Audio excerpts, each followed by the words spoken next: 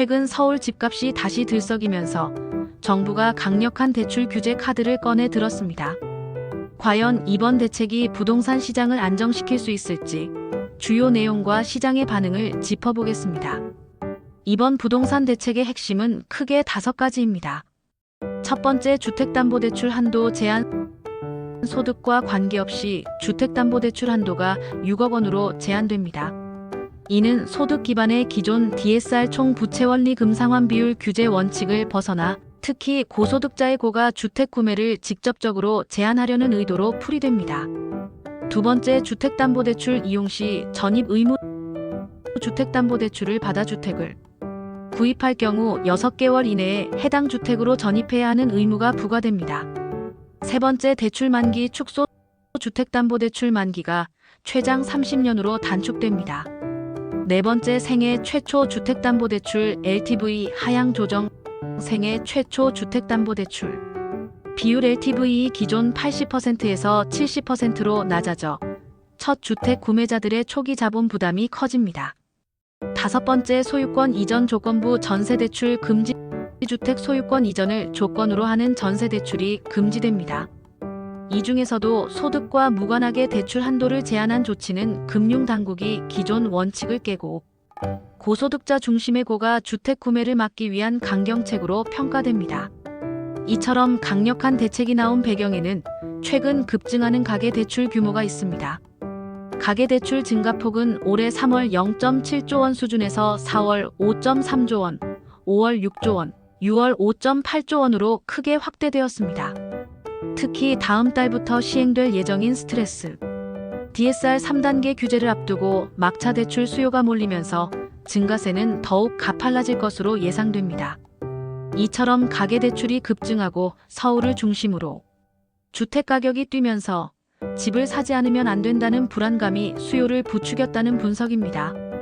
6억 원이라는 대출 한도는 30년 만기 10월 원리금 상환액이 약 300만 원 수준으로 평균 가구 소득을 고려할 때 상당한 부담이므로 갚을 수 있는 만큼만 빌리도록 하겠다는 의미로 알려져 있습니다.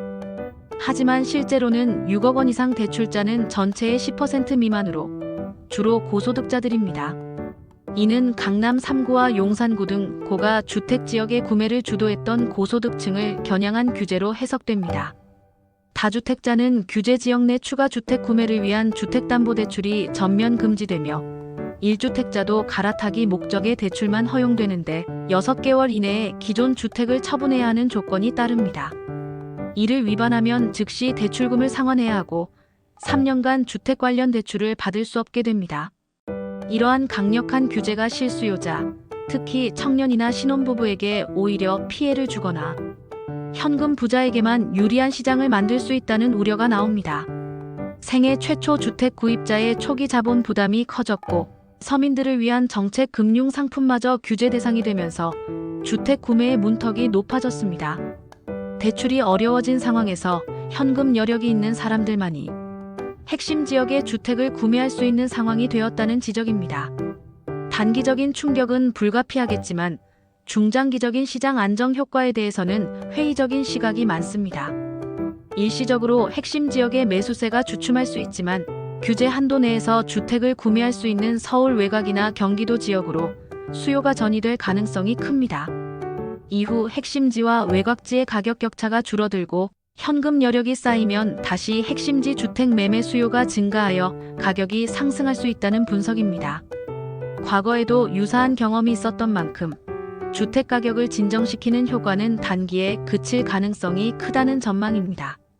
그렇다면 실수요자들의 피해를 최소화하고 장기적인 부동산 시장 안정을 위해서는 어떤 보완 대책이 필요할까요? 현재 서울 집값 급등의 근본 원인은 내년부터 서울과 수도권의 신규 입주 물량이 장기 평균의 절반으로 떨어지는 공급 절벽 문제에 있다는 지적이 많습니다. 전세 가격 급등이 매매가 상승으로 이어질 수 있는 만큼 핵심 지역의 신규 주택 공급이 조기에 늘어날 것이라는 신호를 줘야 합니다. 서울은 빈 땅이 부족하므로 재건축 재개발 규제 완화와 같은 정책이 필요하다는 목소리가 높습니다. 또한 이번 대책은 유예 기간 없이 급작스럽게 시행되면서 대출 창구, 마비나 가계약금 피해 등 선의의 피해자를 발생시켰습니다. 정책 발표 과정에서의 혼선도 시장의 불안을 가중시켰다는 비판이 나옵니다. 현재 가계약은 대출 규제 적용 기준에 포함되지 않고 실제 계약을 체결한 경우에만 기존 기준이 적용됩니다. 부동산 시장의 또 다른 문제인 양극화 해소를 위해서는 지방의 주택 수요를 늘리는 근본적인 해법이 필요합니다. 지방에 좋은 일자리를 많이 만들고 젊은 인구의 이전을 유도해야 합니다. 청년 창업 지원과 지방 대학 수준 향상을 통해 지역에서 인재를 양성하고 공급하는 선순환 구조를 만들고 동시에 청년들이 거주할 수 있는 주택을 공급함으로써 지방 부동산 수요를 늘려 서울 집값 안정에도 기여할 수 있다는 제안입니다. 단기적인 대출 규제만으로는 지속 가능한 부동산 시장 안정을 기대하기 어렵다는 분석입니다.